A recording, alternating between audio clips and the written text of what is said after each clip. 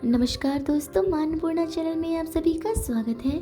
आज हम आपके लिए जेठ मास में आने वाले व्रत सावित्री व्रत की कथा लेकर आए हैं।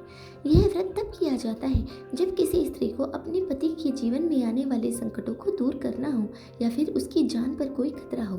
तो चलिए कथा आरंभ करते हैं। एक बार की बात है, भद्रदेश नाम के राज्य में एक राजा राज्य किया करते थे। उनका नाम अश्वपति था, लेकिन अश्वपति की कोई संतान न होने के कारण वह बड़े ही दुखी रहा करते थे। वे अपना समय धार्मिक कार्यों में और हवन सामग्री में लगाया करते थे। वे प्रतिदिन यज्ञ में 1,00,000 आहुति दिया करते थे। ऐसे ही 18 वर्ष बीतने के पश्चात प्रभु उनकी तपस्या से प्रसन्न हुए और उन्हें वरदान दिया, जिससे उन्हें एक पुत्री की प्राप्ति हुई। उसका नाम उन्होंने सावित्री रखा। जैसे जैसे सावित्री बड़ी होने लगी, उन्हें उसके विवाह की चिंता सताने लगी, लेकिन योग्य वर न मिलने के कारण वे बड़ी ही चिंतित रहने लगी। तो वे सावित्री से कहने लगी, पुत्री तुम्हें किस प्रकार का वर चाहिए? तो सावित्री कहने लगी, पिताजी मैं अपने पति का वर्ण अपनी इच्छा से करना चाहती हूँ। और वह जंगल की ओर निकल पड़ी।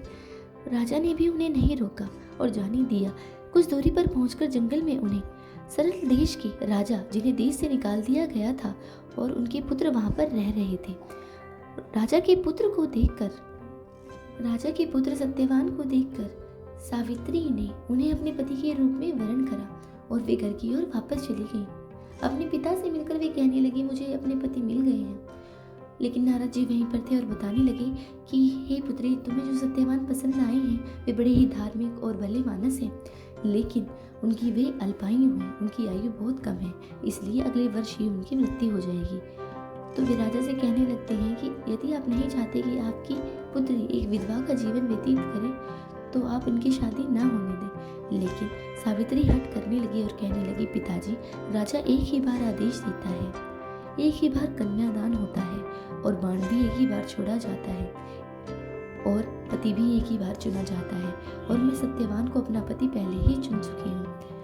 उसकी हटके आगे राजा की एक न चली और वे शादी करके उनके साथ चली गई। सत्यवान और भी खुशी खुशी रहने लगे। वे अपने सास ससुर की सेवा में लग गई। सास ससुर नेत्रहीन थे, उन्हें कुछ दिखाई नहीं देता था।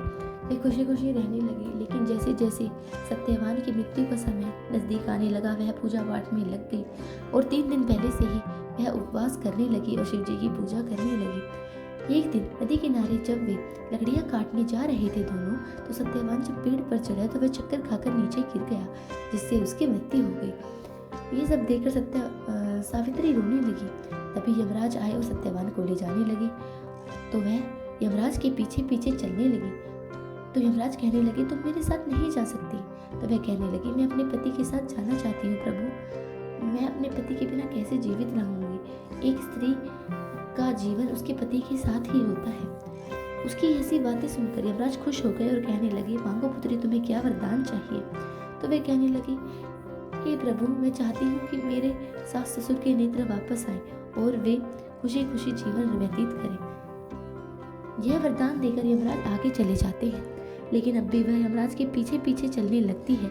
तो यमराज कहते हैं, पुत्री मैं तुम्हें अपने साथ नहीं ले जा सकता। एक व्यक्ति केवल मृत्यु के पश्चात ही मेरे साथ जा सकता है। तो वह कहने लगी, हे प्रभु, मैं अपने पति के साथ जाना चाहती हूँ और इसमें मुझे कोई कष्ट नहीं है, मुझे चलने दीजिए। मैं एक पतिव्रता स्त्री हूँ, मैं उनके बिना जीवित नहीं रह सकती। तो यमराज उसे कहते हैं, मैं तुझे एक और वरदान देता हूँ, मांग, तुझे क्या चाहिए? तो वह कहता है कि मैं चाहती हूँ कि मेरे सास ससुर का राज्य उन्हें वापस मिल जाए और वे खुशी खुशी रहें। ऐसा कहकर यमराज उसे वरदान देते हैं और चलने लगते हैं। लेकिन अब भी वह यमराज के पीछे पीछे चल रही होती है और सर पटकने लगती है। तो यमराज कहते हैं, तू ये क्या कर रही है? तूने मुझसे वरदान मांगे, मैंने दे दिए, अब तुझे क्या चाहिए? मैं इसके प्राण वापस नहीं कर सकता। मांग, तुझे आखिरी क्या वरदान चाहिए? यह आखिरी वरदान होगा। तो वह कहती है, मैं चाहती हूँ कि आप मुझे एक सुंदर से पुत्र का वरदान दें और मुझे सौभाग्यवती का वरदान दें। ये सब सुनकर यमराज उसे वरदान दे देते हैं और चलने लगते हैं। तभी बिजली कड़कने लगती है और वह कहती है, प्रभु, मैं एक पतिव्रता स्त्री हूँ, अब एक पति के बिना मैं कैसे पुत्र को जन्म दूंगी? तो आपको मेरे पति के यमराज को उसके पति के प्राण वापस लौटाने ही पड़ते हैं। तो यह थी वट सावित्री व्रत की कथा। इस दिन स्त्रियां अपने पति की लंबी आयु के लिए व्रत रखती हैं और उनके जीवन में आने वाले संकटों को दूर करने के लिए व्रत रखती हैं।